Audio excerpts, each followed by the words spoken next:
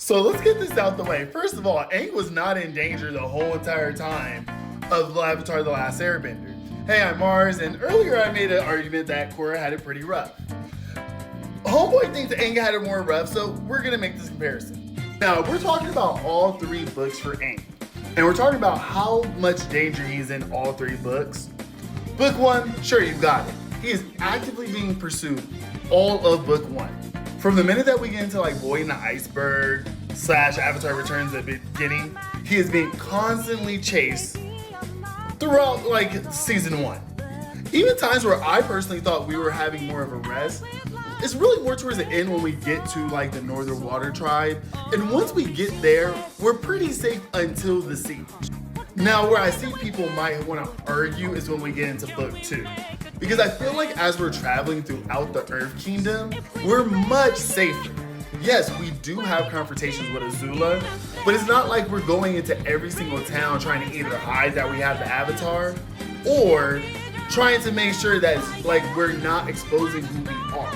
Say that because, you know, we have times like the Cave of Two Lovers, Return of Mimashi, and you only really get started to get stressed out kind of towards like the chase and Zuko alone, because those are very high tension moments of the season.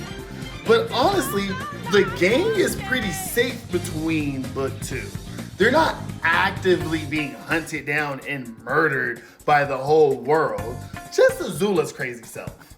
And for book three, we are actively hiding amongst the Fire Nation. We're learning little things about the Fire Nation. Sure, we might be in danger, but because we're actively hiding in plain sight, it's not like we're like in active danger. It's not like we have to look around every corner to like get murdered. Now let's compare that to Homegirl Korra. Now when we're dealing with book one air, we're actively in a threat the minute we're in Republic City. We're not even supposed to be going to Republic City.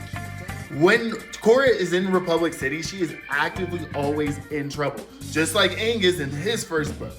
It's like, hey, we're in this really busy city, and no matter what corner we turn, there might be an Equalist trying to come and take Korra's bending or taking out one of the boys. Like, you know, first season, we're both in like an active, stressful situation. And this is where I feel like the argument kind of starts falling off. Because in book two of Legend of Korra, we actively jump into like the two-spirit conflict. We're actively dealing with Ulala. It's not like we're, oh man, we stopped having Zuko chase us and now Azula's chasing us. And Zuko's kind of chasing us, like half-heartedly. Like we're actively dealing with the Dark Avatar situation. Side note, shouts out to Avatar Season 2 for really like hard-lining Zuko's redemption arc. The Red Lotus that I brought up are the active threat of Season 3. We can't go nowhere in Season 3 because we know that there's some crazy, super talented airbender swinging around here, attacking Korra and using the one element that she is not 100% comfortable with. An active threat.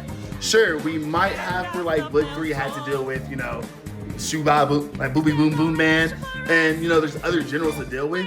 But once we got to like book 3, we only were actively dealing with Azula and, you know, original Avatar.